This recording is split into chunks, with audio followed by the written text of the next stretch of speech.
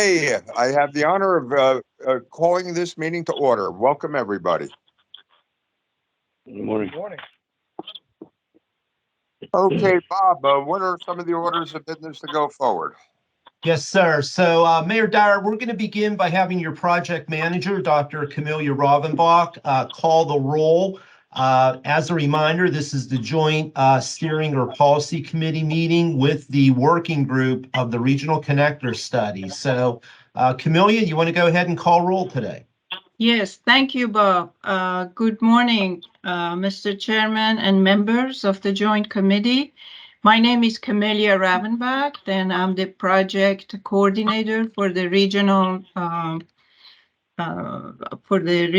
RCS. And I'm going to make the roll call, starting with the members of the Steering Policy Committee. From the City of Chesapeake, Mayor West. Present. From the City of Hampton, Mayor Todd. Present. From the City of Newport News, Mayor Jones. I'm present. From the City of Norfolk, Vice Mayor Thomas. Present. From the City of Portsmouth, Mayor Glover. Present. From the City of Suffolk, Mayor Duman. Present. And from the City of Virginia Beach, Mayor Dyer. Present. We have all 7 members in attendance. Thank you. Moving on to the working group members, from the City of Chesapeake, Troy Eisenberger. Present. From the City of Hampton, Jason Mitchell. This is Sandon Rogers. I'm sitting in for Jason Mitchell. Thank you, Sandon. From the City of Newport News, Brian Steele. Anyone from the City of Newport News? The Angela Rico was here. Yes. Hi, Angela. Thank you. Thank you. From the City of Norfolk, Deborah Mangiaracina. Good morning. Anybody? This is Dorian. This is Good Dorian morning. Allen. I'll be representing the City of Norfolk. Good morning, Dorian. Thank you. Thank you. From the City of Portsmouth, James Wright. Here. Thank you. From the City of Suffolk, Jason Souders. Present. Thank you. And from the City of Virginia Beach, Rick Lohman. Present. Thank you. Mr. Chairman, I think we have all the members of working group and the members of policy committee. Oh, outstanding get together. As we get ready for the holidays, it's great to be able to assemble folks. So, okay, Mr. Crum, at this point, what's next on the agenda? Yes, sir. So, Mr. Chairman, I'd like to call for any public comments. So is there anyone who would like to address our Regional Connector Study Policy Committee or Working Group? Going once, going twice. Seeing no public comment, Mr. Chairman, I would recommend that we close the public comment period. And Mr. Chairman, we do have your minutes from our previous meetings, and we would ask for an action to approve the summary minutes of the September 15, 2023 meeting. Okay, are there any comments on the minutes? Okay, hearing none, I ask for a motion to approve. All right, move it to approval, Mayor Tuck. Second. Second by Mayor West. Okay, call for the vote. Does anybody object to passing the minutes? Hearing none, the minutes are passed. Very good. Well, Mr. Chairman, we'll now get to the meat of our agenda.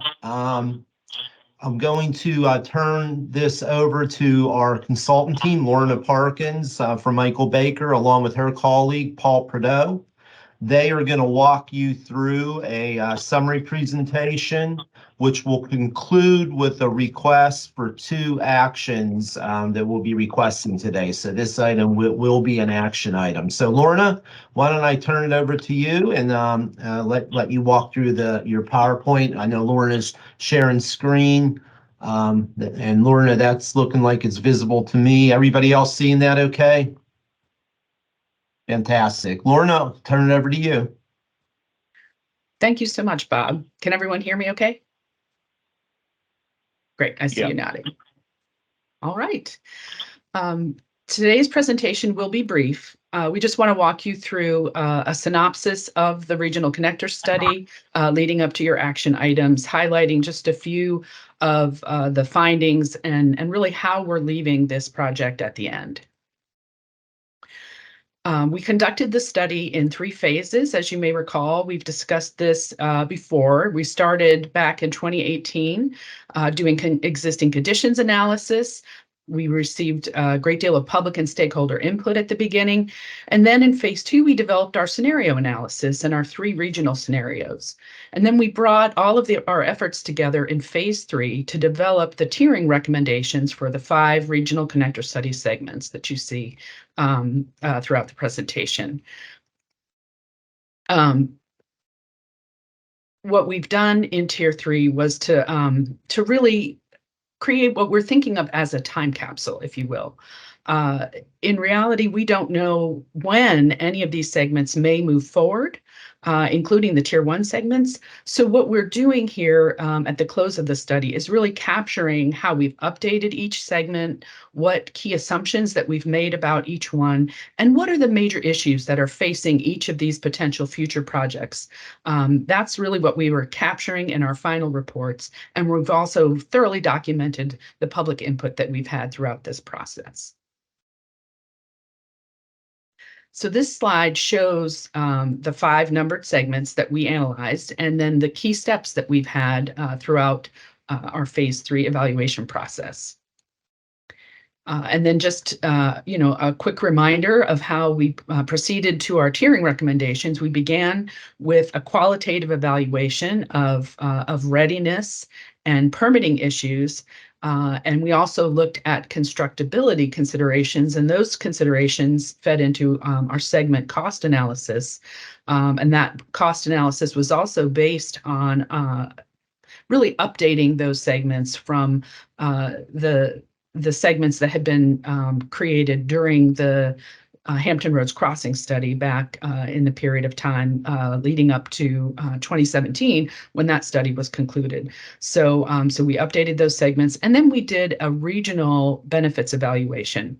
And that evaluation focused on truly regional benefits, and specifically how these projects would reduce delay across the regional network and what kind of improvements in travel efficiency and reliability would occur. So the emphasis in our analysis is not really just the performance of each segment, but the net benefits across the whole network, and then translating those benefits into the economic benefits and comparing those to the costs. And what we found in doing the qualitative and quantitative analysis is what you see on this screen. So as you can see, there is a marked difference between the segments that are widenings, segment 1A, which is the I-664 widening, and segment 2, which is the Virginia 164 widening. They have high and medium scores in our evaluation, whereas the connector segments all have lower scores. You can also see the costs on each of these segments here on this slide. And again, those costs were considered relative to the regional benefits in the quantitative analysis.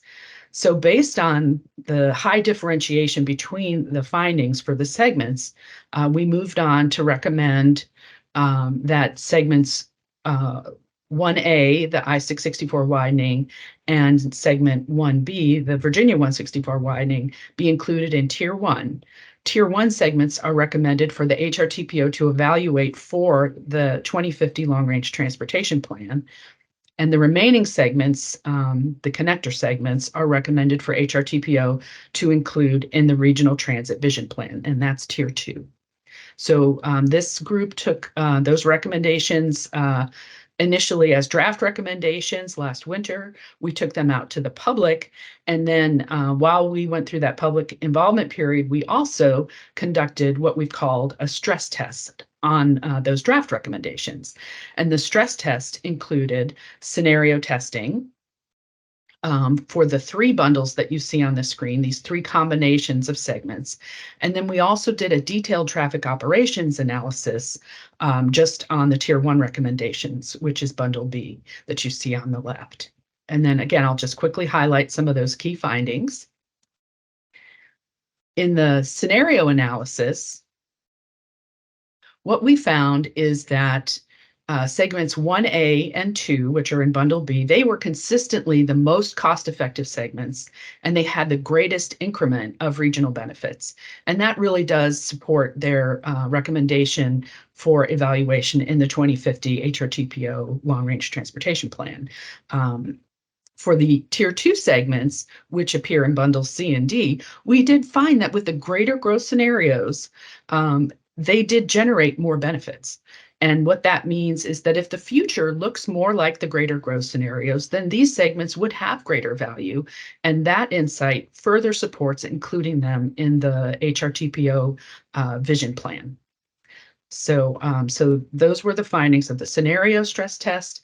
And then in the operations analysis, we found that, I want to take a moment to explain this graphic to you. So this graphic is in our summary report. And what we did was we were looking at the peak period congestion. This graphic represents the conditions in the tunnels, and it's an infographic, so it's not literal. But the point that we're getting to here, and what we found in our analysis, is that in our no-build network, with only 4 lanes on Monitor Merrimack, and with the expansion of the Hampton Roads Bridge Tunnel, you actually have congested conditions on both of those facilities. But in the future, with the Bundle B network constructed, there's a redistribution of tunnel traffic, and all of the facilities would be operating in acceptable conditions. And so really that was the key takeaway from our stress tests of the operations analysis. We also ran those traffic analyses through the scenarios with greater growth and found that these results held up even with the higher levels of growth in those scenarios. So those were the takeaways, all of which supported the findings and recommendations for the Tier 1 and Tier 2 recommendations. And then, as I mentioned, we held public engagement through several events this year. This graphic shows you all of the engagement that we've had throughout the Regional Connector Study. And some of the things that we've done this year in Phase 3 include 6 pop-up meetings, 8 in-person meetings, and of those meetings, half were held last February, half were held in the summer. We also had 2 of our 3 virtual or open house meetings were this year, and then also our regional forum that we held to connect with diversity, equity, and inclusion parties. And one of the most important things that we did, again, for our time capsule in the public engagement process is to talk with the public and get their feedback on the benefits of these potential investments, the burdens that they could place on our communities, and what are some strategies to balance the two. So when somebody comes back to this information in the future, when they're ready to move forward with one of these segments, we think this information is particularly important because it reflects a very broad-based level of input and good ideas from our communities on how the impacts of these potential transportation investments could be addressed with these balancing strategies. So here at the end of the Regional Connector Study, we've got our tiering recommendations, which is really a handoff to the HRTPO. As I've stated, the Tier 1 recommendations will be evaluated for 2050 for the fiscally constrained long-range plan, and the Tier 2 recommendations would be included in the 2050 vision plan. And I'll explain that a little bit more in just a moment. And then we're also leaving a great deal of study documentation behind. We have our entire process record from the 6 years of the study. We also have a technical document for each phase of the study. And then what we included in your agenda packet is a summary report, which does include all of the position statements that we recently requested from the jurisdictions and stakeholders. And then finally, we have our refined segment concept drawing. So all of these things are on our website, and these are links to them in this presentation that we'll share with you. And that information has also been shared through the agenda packet.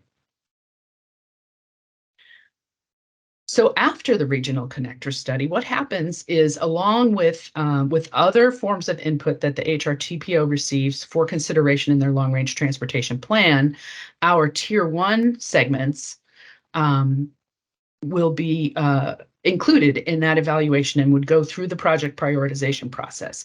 And they may be then included in the fiscally constrained LRTP if they perform well in that quantitative analysis. And then any projects that go through that process that do not make the cut for funding go into the regional transportation vision plan, where they have standing for future studies and further investigation. And the Tier 2 segments we're recommending to be included in that vision plan. And finally, it's important to remember that if any of these segments does move forward into project development, much more detailed analysis will be conducted at that time. Importantly, a purpose and need study would be done, and then complete alternatives would be developed to address that purpose and need. So, for example, at that stage, safety concerns would be considered, which was really not part of our regional congestion-oriented analysis.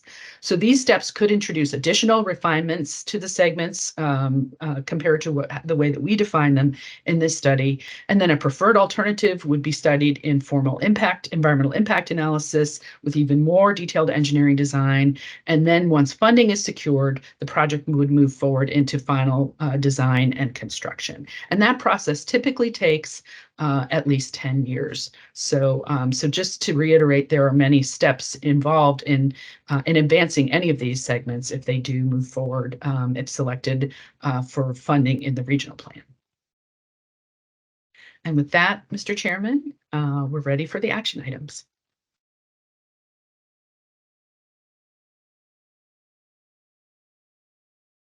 Moving forward, Mr. Crump. Yes, sir. Mr. Chairman, I would recommend you open it up to our policy committee and working group to see if there's any questions for our consultant team. Okay, great. Is there any questions for a consultancy? Then thank you for that excellent and detailed report. Any questions, concerns, observations? Mr. Okay. Chairman, I would just like to pause a second and thank all the local governments who took the time, along with the Port of Virginia and others, to craft your position statements, which will become a permanent part of this study and the record. I think that was Mayor Glover. I want to thank you and your team for recommending that. I think that was an important way to bring this study to closure so that we could understand, Kevin Page calls it our time capsule. This is a snapshot at a point in time. And I think that everybody's position statements were well done, and I think significantly improved the report that we'll be sending on to the HRTPO. Okay, great. I think let's go ahead and move forward. So, Mayor, if there are no questions or concerns, the consultant team has the following actions on your screen. Number one, and you could do these together, number one, approve the RCS Phase 3 Final Technical Guide and RCS Summary Report, and that you also recommend HRTPO Board acceptance of the RCS Phase 3 Final Technical Report and RCS Summary Report, which the HRTPO Board could consider at their January meeting. Mr. Chairman, I'll send that back over to you to call the question. Okay, we're going to call the question to approve both elements of what Mr. Crum just read and refer it on to the appropriate source. Do we have a motion? So, Uh, Mayor Tuck, we had a little bit of hard time with the so move. Mayor Tuck, move approval. motion by Mayor Tuck, Do we have a second? Mayor Jones, I second. Thank you. second by Mayor Jones. Okay, any other discussion at this point? Just want to offer, I'm not sure if you can hear me very well, but I was looking at the notes and things last night, and this goes back a number of years. And so I do want to thank, I guess, your consultants for working this, and for all the, I guess, the mayors and the other non-voting members for their steadfastness. I know it's been controversial. I think it's still somewhat controversial, but I think with the what we're looking at as far as tier 1 and tier 2, I think we can live with that. And so I think that's why I support it. Okay, thank you, Donnie. Anybody else? Mayor, this is Michael King from the Navy Region Midland. I appreciate the consultant, the TPO, all the policy working group members. Thank you very much for recognizing and listening to our operational constraints, whether they were mission oriented or security, and incorporating that into the discussion. And we appreciate that. And we're glad to see this come to end of the process. It's been a long haul, and we're pleased with the tier 1 and tier 2 solution. Over. Okay, anyone else? Well, let's say before the vote, it's been the end of a long journey that with considerable time and efforts by so many people, and we're grateful for that effort. With that being said, does anybody object to moving forward? Hearing no objections, it is passed. We call for that vote just to be official, Mayor Dyer, please. We have the motion in a second. Could you call for a vote, please? Yeah, I just asked if anybody objected. Oh, yes, I'm calling for the vote. Does anybody object to moving forward? Hearing no objections, the motion is passed. Thank you, sir. Okay, well, Mr. Chairman, you have included in your packets for your information our RCS diary of key decision points that will be updated after today. And you can expect to see this move forward to the HRTPO board agenda in January.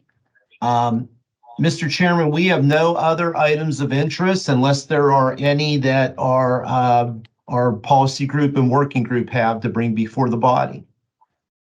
Okay, is any final comments by anybody before we conclude our work? Happy holidays. Oh, yeah, but I just want to think about it, the group effort that was taken here, and the fact that we were able to assemble, today, a meeting that we really put the exclamation point on what we've been trying to do. So for that, I'd say thank you. God bless you all, and have a great holiday season. And let's continue the work our region needs to do what we must do. Thank you. Thank you all. Thank you, ladies and gentlemen. Happy holidays. Happy holidays. See you, Shannon. Okay. Okay, thank you all. Bob, and once again, thank you for your leadership and organization. Appreciate it. Thank you. Our honor, Mayor. Thank you so much. All right. God bless, folks.